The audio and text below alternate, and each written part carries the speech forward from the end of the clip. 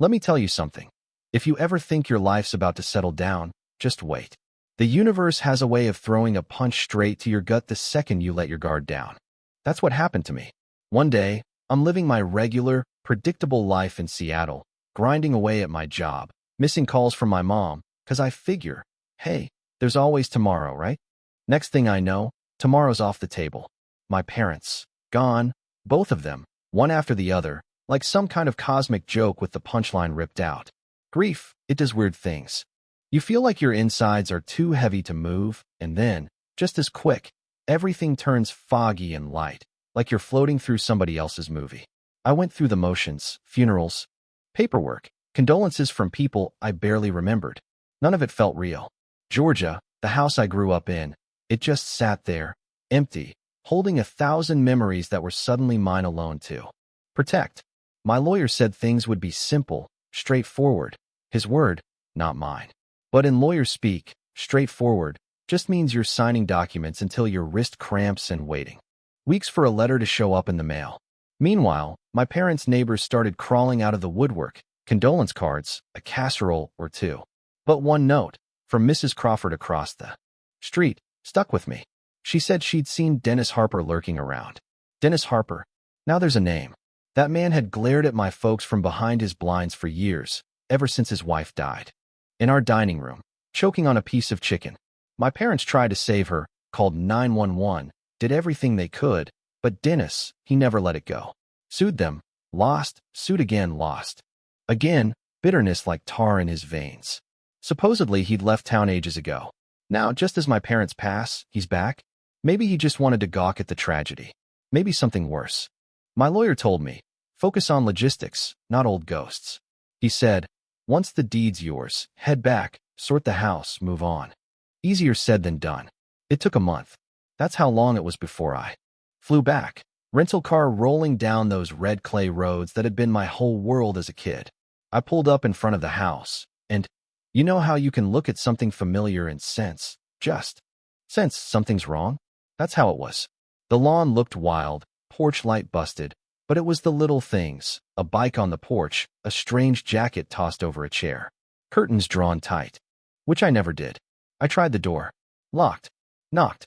Heavy footsteps. Then the deadbolt scraped back. There he stood. Not Dennis, but a guy built like a bulldozer, shaved head, eyes hard as gravel.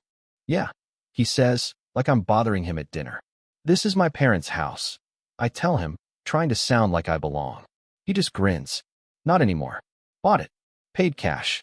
He shows me his own paperwork with Dennis' signature, except the last name's Hopkins now. My blood ran cold. You need to leave, I said, voice shaking but steady. I'm calling the police. He leans in. Breath like cheap cologne, says, you step on my property again, you'll regret it. And then, wham, he shoves me off the porch like I'm a bag of trash. I landed hard, but nothing stings like being locked out of your own childhood. That's what you do, right? So I'm out front, pacing, neighbors peeking through their curtains. Porch lights popping on, the whole street tuning in to the show. The cop car finally arrives, lights spinning. One officer's young, nervous. The other, older, tired in a way that says he's seen all this before. I show them my paperwork. That's my house. My parents died. This guy's inside. Claims he bought it from someone named Dennis Hopkins. They try the door. The guy, Rick, he calls himself, won't answer. Shouts from behind the wood. You don't have a warrant. The officers argue, civil dispute, trespassing, battery when I say he shoved me. Backup comes. Finally, the sergeant gives the nod. Next thing, the younger cop boots the door. Rick barrels out, fists flying. He doesn't get far. In less than a minute, he's cuffed and screaming about police brutality. Inside, the house is trashed. My parents' things? Gone.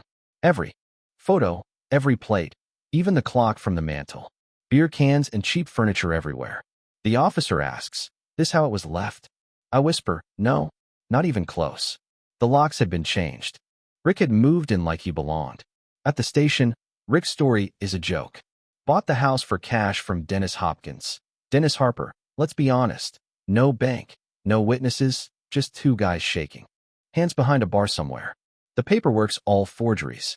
The signatures, notary stamps, even the deed, they're good fakes, but not good enough. My claim's already in the system. Rick just shrugs. Not my problem. I paid. Take it up with the seller. I'd snapped a picture of Rick when he answered the door. The cops run it, but what really cracks things open is Mrs. Crawford confirming the old sketch of Dennis Harper. The man who hated my parents hadn't just come back to town. He'd come for revenge. Then the twist no one sees coming. Turns out, my parents didn't just die. The medical examiner's signature on their certificates was a fake. Toxicology reports come back. Poison, the kind that mimics heart failure. Harper had paid off 2 morgue assistants to fudge the paperwork. There's a paper trail, bank transfers, cash withdrawals, even a name change for Harper himself, all planned years in advance. It's hard to describe what it's like hearing that your parents were murdered. You expect to scream or collapse, but I just felt numb. Like everything that had happened, Rick, the missing things, the fake deed, was just static around the real crime. They started hunting. Harper found pawned family heirlooms, tracked aliases, and pieced together his escape to France. Months dragged by.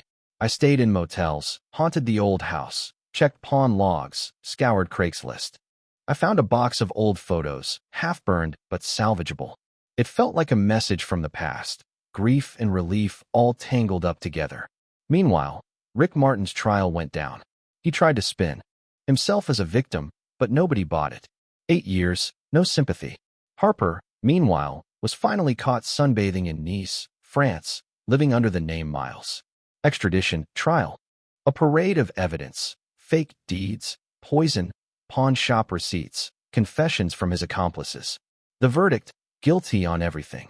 5 life sentences, no parole. The courtroom didn't cheer. It just exhaled. Harper looked at me, just once, and in that second, I saw a man who'd wasted his whole life holding on to hate. After, I wandered that old house, feeling like I was walking through a museum of other people's tragedies. I tried to fix what I could, painted the walls, replaced fixtures, but left some scars. Planted a crepe myrtle in the yard, my mom's favorite. Neighbors came by, offered help, peach cobbler, gossip. For the first time in a year, the neighborhood felt alive. Then Salazar, the detective, calls. We found a storage unit Harper rented in Tennessee. I drive out. Inside, my grandfather's clock, my mother's letters, old medals, photos, even the wedding ring we thought was gone forever. I brought them home, set them back where they belonged. The house wasn't haunted anymore. It was just mine, bruised, but still standing. A year later, I'm still here. Didn't sell. Didn't run. Every so often, I find something new, a letter, a recipe card. A photo slipped between the pages of a book. The house creaks. The yard blooms. Life pushes forward, stubborn and bright. Rick's still locked up. Harper, too. Their names fading like bad dreams in sunlight. Sometimes I sit on the porch and watch kids race their bikes down the block, Mrs. Crawford waving from her garden. The world spins on. Justice, I've learned, isn't about headlines or courtroom speeches. It's quiet. It's slow. It's me, sitting here, remembering and refusing to let hate write the last line. My family's legacy survived, not because the law caught up, but because I stayed, I rebuilt, and I forgave, well, as much as I could. Now let me ask you, what do you think? Is justice ever really done, or do we just patch up the cracks and keep going? I want to hear your thoughts, your stories. If you've ever had to fight for what's right, if you've ever stood up and refused to let someone steal your story, drop a comment, share your experience. Because justice isn't just a verdict. It's a choice we make, every day, to keep holding on.